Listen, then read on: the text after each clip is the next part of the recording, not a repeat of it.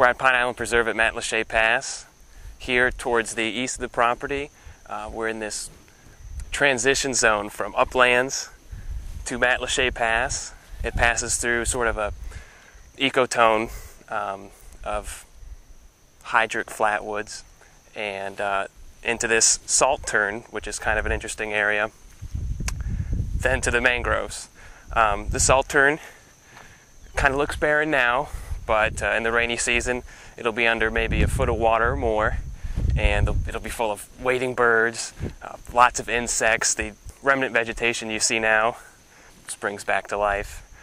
The insects will be buzzing all around it, feeding on decaying plant matter.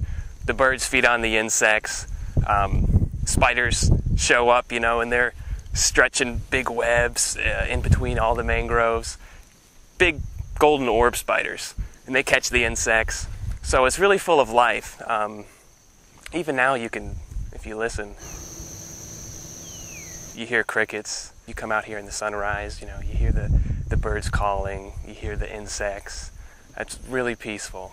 Behind us, actually, there's these Australian pines, which is not the best tree. It is an invasive plant, but up inside of it, there's an eagle nest.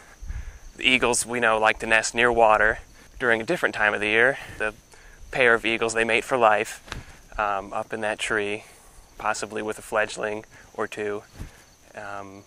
It's really a special place. A lot of times up over this area you can see osprey flying.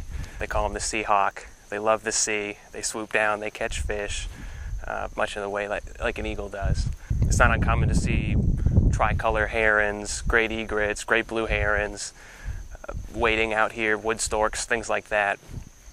Actually, what happens is in a salt flat like this, or these low areas, the tide comes in, or storm events push water up into here, fill it with fish, and then the sun starts to bake it, and it evaporates, and the water shrinks back and concentrates the fish, and that provides ideal habitat for these wading birds that kind of, pick them out of the water.